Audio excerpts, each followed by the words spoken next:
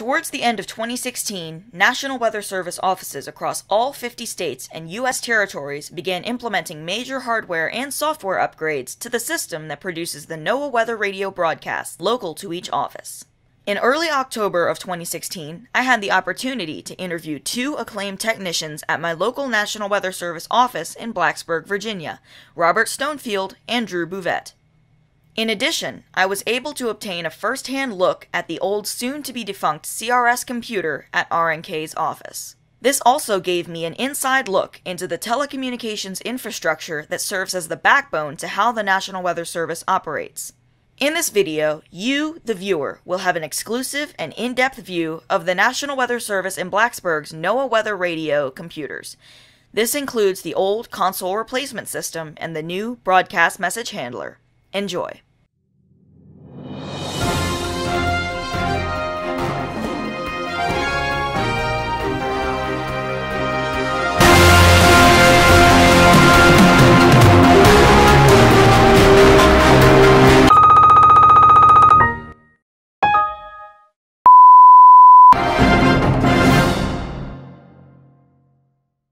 Hey guys, what's going on? This is Dimitri Poulos right here, and today I am at the National Weather Service office in Blacksburg, Virginia, here interviewing Robert Stonefield. How are you doing today, sir? I'm doing very well, thank you. And you also are the CRS BMH focal point for the National Weather Service in Blacksburg, correct? Yes, for this office, yes. This is our AWIP station, which stands for Advanced Weather Interactive Processing System, and we can bring up anything we want as far as weather data. You got model data, satellite data, radar data. We can overlay anything we want on here. So this is what we usually look at to develop a forecast. How does WarnGen work? How do you guys go about issuing warnings, watches, statements, what have you at the National Weather Service here in Blacksburg? Well, if we have anything on radar, today is kind of a down day with a wedge in place, but we just click on WarnGen. It brings up this little GUI here, and we select whatever the severe threat. We have severe weather, flash flooding, special weather statements, aerial flooding, whatever we want to put out. Click on special weather statement so I don't send this out by accident. So all we do is set up the time and whatever the hazard is. Let's say a strong thunderstorm. We're expecting 50-mile-an-hour winds. And again, we're just clicking on the names here. P-size, hail. It will come out in text, and I'll show you in a sec. So we would find the storm. Since we don't have any storm, I want to put it wherever. So we can go back in time and then put where the storm is and where it's from. And then that's how we get a polygon that you would see either on your map or whatever you have there. Once we got everything all set up, we hit create text. What is this code right here, like VAZ034? What are those? These are county zones. That's Virginia Zone 34, which is Bedford County. Every county in every state has a code. So 35 would line up with Amherst, and Campbell County is 45. And then down here, I've also noticed at the end of each alert, it has initials right there. Is that who issued the alert? RS, Robert Stonefield? That is correct. And the Latin longitude is the polygon that is plotted for GIS stuff. This seems like a forecast. This text looks familiar. Like I've heard it over NOAA Weather Radio or something? Yes, this is what you would hear over NOAA Weather Radio. Coming from the grids, the text is automatically generated for a 12-hour period. So we got today and then tonight. So whatever we have in our grids, patchy fog this morning, mostly cloudy. Gridded forecast becomes text forecast, and then from here, this gets pushed over to BMH or CRS. This goes through all our 40 counties, so we cover everybody on this. And every product that we send out, whether it's a severe weather warning, we're not doing too much typing on it because we're worried about time. We want to get these out as quickly as possible, especially with warnings and advisories to warn people. This computer right here, what operating system does this run? Is this Linux-based? This is Unix-based. You go by message ID. These are just codes that we use to identify our products, and here's the actual name of it, like the Roanoke transmitter, regional weather summing, air quality alerts or whatever. Expiration time, whether they were alerted or same tone that were sent out, and how many times it's been in the cycle. Did you guys have to change the station identification for the for WXL60? Because I remember it being different when we had CRS. There was an error in there, so we had to update the script for that station identifier, so it is correct now. Well, we can listen to the broadcast to begin with, so we can monitor everything from each station that is in the office here. High pressure lingers across the region.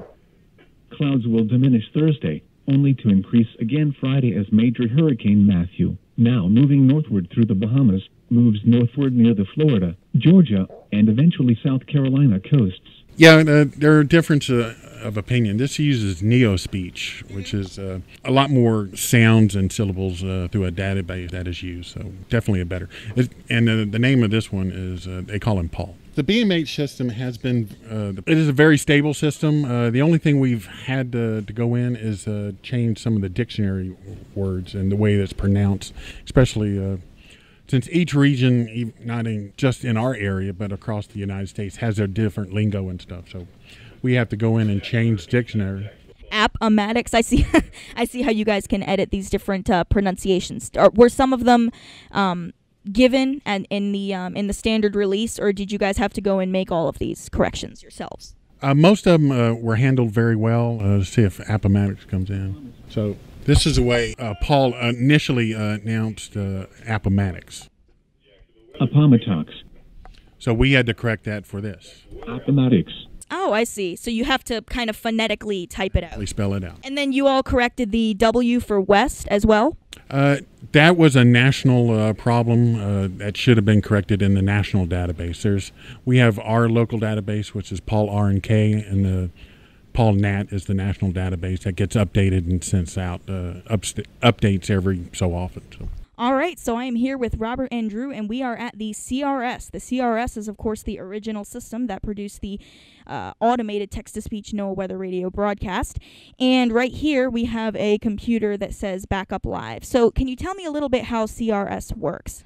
CRS is different from BMH because this one is a standalone system. So it's not included with AWIPS. Mm-hmm. So if a forecast was sent out and something went wrong, with CRS, we would have to leave our workstation and come over to another one here. CRS and BMH are pretty much the same thing, GUI related, a little bit probably more Unix commands having to get through everything. But cool high pressure lingers across the region. Clouds will diminish Thursday, only to increase again Friday as Major Hurricane Matthew, now moving northward through the Bahamas, moves northward near the Florida, Georgia, and eventually South Carolina coasts. So, of course, we have the CRS computer right here, and right here we have the broadcast cycle window. Tell me about a little bit about what's going on here. This is similar to BMH. You got your transmitters over here that we can click on each one. This is everything that is going through the cycle. You got your tropical statement here, your weather summary, AQI, which is the air quality. So it's similar to what we had before, but the names aren't listed. So BMH has a little bit more information given out to you. All right, so Drew, can you go ahead and explain to me what do these different knobs and switches and lights mean on the front of the CRS computer? Okay, this is what we call the audio control panel. And this is where we're going to be doing, like, for instance, if I want to switch from primary, we have two transmitters at each of the sites. We have a primary and a secondary. This is where we switch from primary to secondary or secondary to primary. For instance, if we lose audio on one, we can switch to the backup. And that can be done from here? That can be done from here with this button here, primary, secondary, primary. This 1050 tone hertz, this is what we use to, we make sure that that is aligned correctly so that when a watch or a warning goes out, the NOAA Weather radios that the public uses alerts. The other alert tones 2 through 5 are never going to be used, but they were set up for other tones. But again, because BMH has now replaced it, those will never be used, but they would have been. Your transmitter is, we can select each transmitter specifically for our broadcast. Up in this section here, all of these red outlined areas, these are more for alarms and stuff like that. If we lose a transmitter 1 being Roanoke, so transmitter 1 here obviously is Roanoke. So if there's any kind of a problem, we're gonna get a indication here. The DB is our database. The database is another portion of the software that Robert or I, usually Robert, maintain and make sure that it's up to date. This is just a VU meter, obviously, for monitoring our audio levels. And then, of course, if we have to go to backup live, this is where the forecaster would come over and they would plug in this headset right here, and they would be live automatically. And then also here with this, we can do some editing and like maintenance. For instance, I can come down here to the tone generator, and transmitter 1 again being Roanoke, I can send same tones, alert tones, transfer tones. So if for some reason, if my panel down here would fail, I'm able to go right up here and I can send the transfer tones still. So backup to the backup. Backup to the backup. Yes. And of course on here, so you can originate, that was another one of my questions, you can originate alerts from CRS. Yes, you can. CRS, of course, interfaces with AWIPS. So are the alerts automatic, or do you guys have to come over here and do them manually? No, they're automatic. Was AWIPS out when CRS was introduced? Yes. Before AWIPS, we had a system called AFOS, which I'd have to turn that one over to Robert for AFOS. That's pre my time. Pre your time? Okay, so, but that's what was before AWIPS. Right. And then down here, I also had a couple questions about a couple of the jacks. This output jack right here goes to the monitor for the speaker, correct? Correct. This speaker over here? Yes. And then the other is for a telephone if I wanted to listen with a butt set, what we call a butt set. Yeah, the weekly test is done once a week, and it's not automatic. We do that manually. We come in and we push the test through. And of course, the only voice that's on here is the Tom voice. But what about that old Deck Talk voice? How does that work on this computer? Oh, you're gonna have to give me a second on that one. And actually, what we used to call it Igor, and Igor, same thing. I mean, it just basically works the same way. Tom was just another one of the voices. There's actually like 10 different voices. There was standard male, standard female, deep male, older male, child, deep female, light female, breathy male, whispery female, and breathy female. These are the different voice types that CRS could do. Interesting on how some of them sound, by the way. Yes.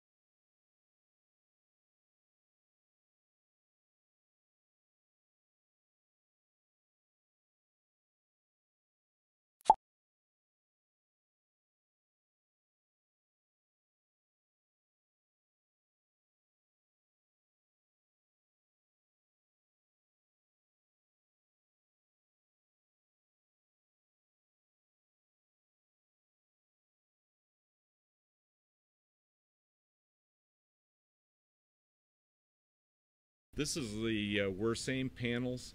Again, as if you see here, these operate with CRS as well, where we can go message live and we can go whatever type of watch or warning we're wanting to put out at the time: tornado, flood, blizzard. We can choose whichever type of warning we want, whether it's a watch, a warning.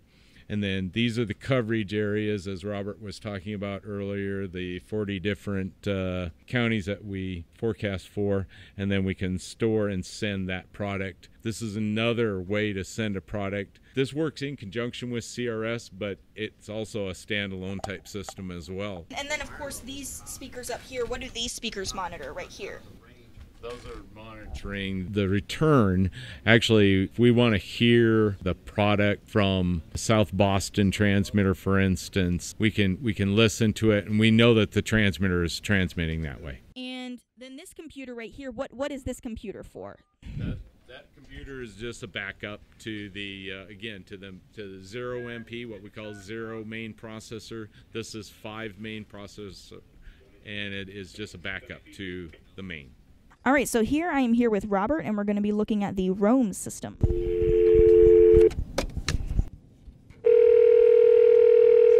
you want the tone sent from BMH right now? This is Roam at site number.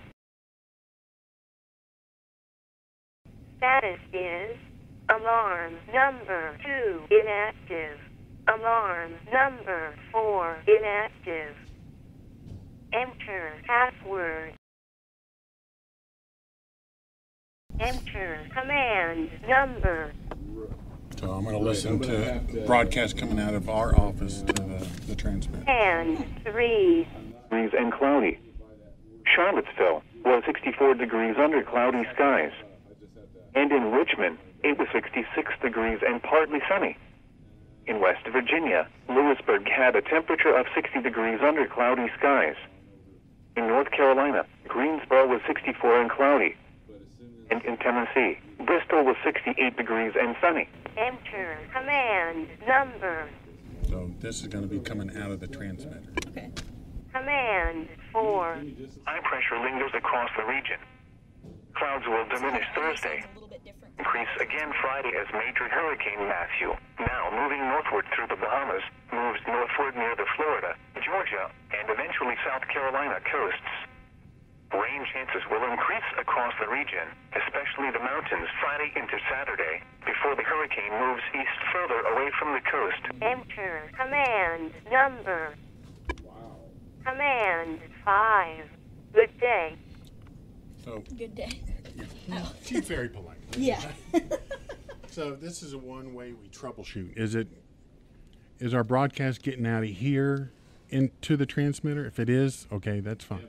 If it's not getting out of the transmitter, then we'll have somebody go to the transmitter. If it's not getting from the office to the transmitter, then we call Verizon, who does the phone lines for that. So they troubleshoot the phone line if all else fails, basically. Yeah.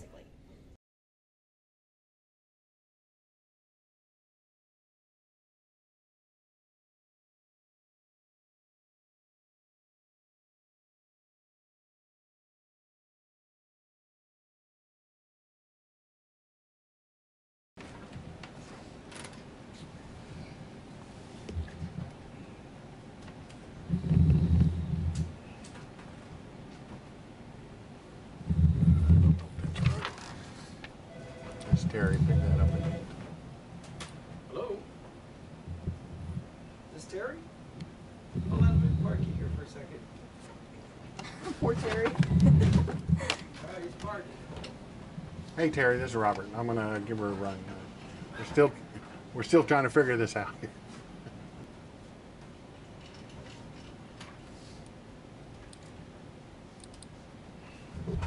Okay, we're ready. Yes. Which one you want first? This is first time for me doing this through BMH, so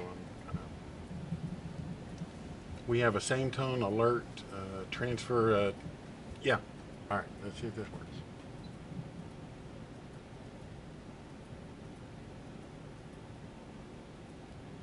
Okay. All right. We'll be here. Bye. All right.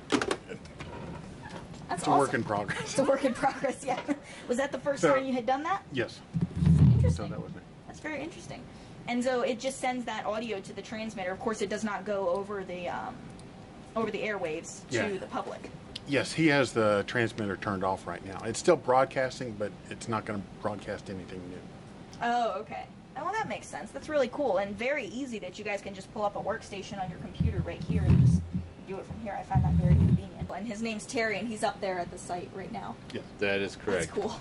We, as maintenance here, we're trained to do that. However, we also, across the country, there's contractors that do this for us. So 6 of our 7 transmitters, Terry maintains for us as part of that national contract. Right. Richlands, our new site, is actually maintained by us now. Oh, okay. We, again, like I was telling you, up in Alaska, for instance, out of the Anchorage office that I was there, or when I was there, we maintained all of the NOAA weather radios. Oh, really? The contract did not extend up into Alaska. And so different offices, some offices have the state maintains the transmitters and stuff. Oh. And so here we have 6 that Terry does and 1 that we do. And then we will annually go out and we'll make certain that everything is still working, that Terry's doing a good job, and he always has. So that's right. good Well, for us. that's good to hear. Yeah, it's good for you guys, too. It seems very, very easy to troubleshoot if anything goes wrong. Thank you for watching this video about the National Weather Service. Be sure to subscribe to this channel. This is Paul, signing out.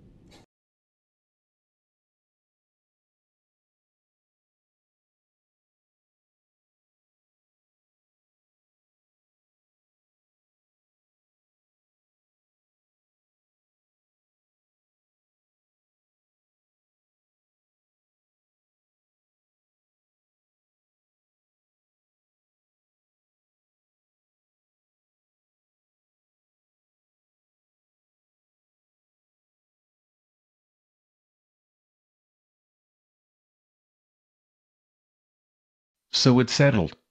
I can speak clearer, and people can actually understand me. Shut up, Paul. I have laryngitis. You're the annoying voice in all those stupid Go Animate videos and dank memes made by intellectually challenged elementary schoolers with bad home parenting, bottled up emotions, and way too much free time. Both of you, knock it off. Y'all ain't got nothing on me. I'm the OG VIP. At least I get to stay in the voice business. Now if you'll excuse me, I'm busy speaking for Stephen Hawking. Science. Physics. Quantum gravity. More sciencey stuff.